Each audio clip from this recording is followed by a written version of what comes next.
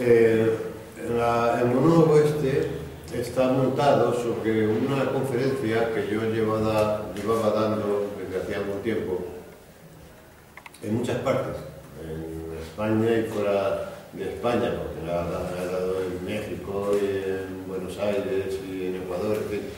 A mí me sorprendía que era una conferencia que tenía un éxito que se parecía más al éxito de las piezas de teatro que al éxito de las conferencias, ¿no? Y entonces un día se me ocurrió pensar si ahí dentro estaría escondido un texto dramático. Y me imaginé que si fuera así, Juan Diego sería perfecto para hacerlo. Y yo no conocía a Juan Diego más que de algunos momentos ocasionales, nos habíamos visto en manifestaciones, pero no éramos amigos ni conocidos, pero yo soñaba con que ese texto lo viera Juan, porque no era capaz de imaginarme a otro actor, ¿no? Y entonces un día conseguí su teléfono y le llamé por teléfono, pero lo pongo enseguida porque me dio un susto enorme, porque cogí el teléfono, sonó el contestador automático. Decía aquí Juan Diego, para cualquier cosa de trabajo, y yo me quedé aterrado porque me estaba llamando para una cosa de trabajo y digo, bueno, este hombre ya si averigua que he sido yo no me habla en la vida, porque era un mensaje muy desabrido, y yo como que, en fin, lleno de pánico. Y entonces busqué a una persona que hiciera de intermediaria, que conocía muy bien a Juan, y me di el texto y le dije, oye, ¿te importaría pasar esto a Juan a ver qué me parece? Y Juan me llamó enseguida, entusiasmado con el texto, me dijo que me gustaba mucho, yo tardé en decirle que había hecho una llamada fallida, y entonces a partir de ahí, pero claro, eso era una conferencia que estaba contada desde mí, desde Juan José Millás, y eso claro, había que hacer un trasvase, había que crear un personaje, en fin, había que hacer un texto dramático, con lo cual, aunque en el origen de todo está esa conferencia, pues ya el texto no se parece nada. Entonces nosotros, como que empezábamos, Juan entonces estaba haciendo mucho cine en ese momento, todavía estaba haciendo también televisión, y entonces decidimos tomarlo con calma, ¿no?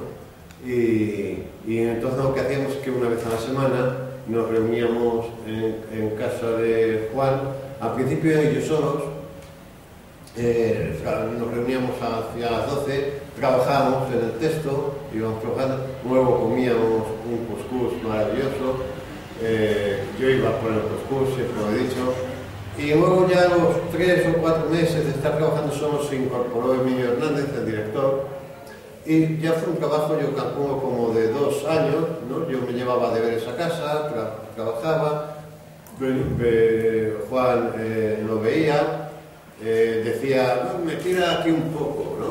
Y entonces yo pues corregía la sisa, y fue un trabajo, la verdad es que yo creo que durante ese proceso yo ni llegué a pensar en que esto se estrenaría un día, con toda franqueza. Yo lo que pasa es que me estaba divirtiendo mucho el proceso, ¿no? El proceso porque además los escritores, como sabéis, los escritores de novelas sobre todo, trabajamos muy solos, no hay nadie que nos devuelva la pelota, estamos en una soledad absoluta y sin saber si nos estamos equivocando. No solamente como escritor, sino incluso como periodista, yo trabajo en mi casa y trabajo solo, no hay nadie que me devuelva la pelota, ¿no? Y de repente, pues esta era una oportunidad en que tenía un director y un actor que yo daba ideas y ellos me devolvían la pelota, y aquí se convertía en un juego interactivo que para un escritor acostumbrado a trabajar solo era fascinante. De manera que nunca pensamos, yo creo que nunca pensé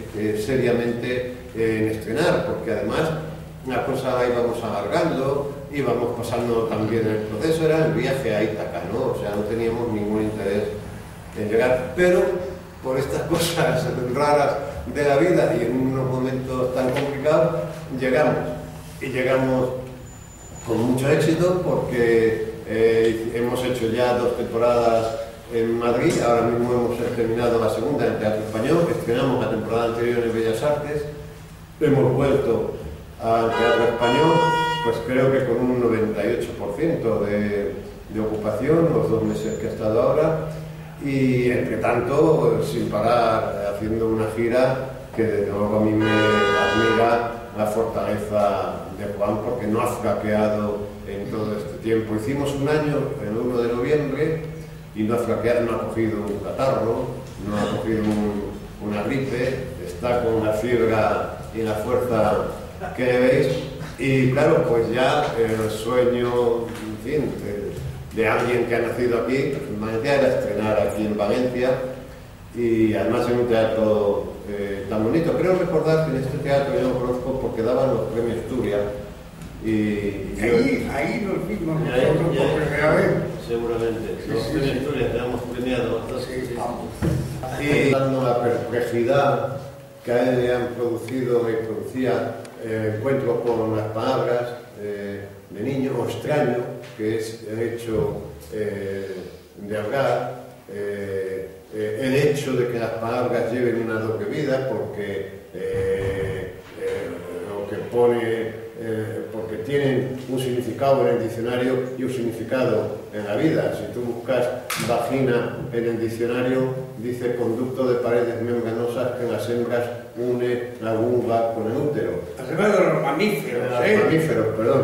Claro, si la vagina, dice el personaje, fuera solo eso, ¿qué interés íbamos a tener los hombres en meternos en un conducto de paredes membranosas que en las hembras de los mamíferos une la vulva con el útero, ¿no? Es decir, que las palabras llevan necesariamente, como la gente complicada, una doble vida. Entonces, por un lado está esa perplejidad frente al hecho de hablar, sobre la que reflexionamos poco, pero hablar es la cosa más rara del mundo, y además las palabras, al mismo tiempo que nos acercan a la realidad, nos distancian de ella, puesto que se convierten en un intermediario. Nosotros ya no podemos acercarnos a la realidad sin ese intermediario, al contrario que los animales, que viven la realidad, que son la realidad. Nosotros ya no somos la realidad, y todo eso está combinado con reflexiones sobre cómo somos hablados por el poder, y cómo a una cosa que es una estafa la llaman preferente para que tú te creas que es que tú eres un cliente preferente y te vamos a dar una cosa que se llama preferente. Y tú, claro, dices, oh, me han escogido, qué suerte tengo, ¿no? O los eufemismos, como el poder esto se aprovecha del lenguaje, lo pervierte para fines absolutamente bastardos, ¿no? Y entonces de esas dos piezas está compuesta la función, y todo eso se trenza en este personaje que por un lado es muy ingenuo y por otro lado es muy sabio, pero él no sabe que es muy sabio, ¿no? Y esa ingenuidad lanza destellos sobre la realidad en la que vivimos, realmente terroríficos, ¿no? A mí el teatro me gusta mucho y me ha interesado mucho, y si uno tuviera varias vidas o el día tuviera más horas, pues habría hecho seguramente teatro, ¿no? Y siempre estaba, porque esto de Maui fue hace 10 o 12 años, creo recordar, pero siempre estaba, joder, pues quiero repetir la experiencia del teatro, quiero repetir, pero claro, en fin, ya digo, el día tiene las horas que...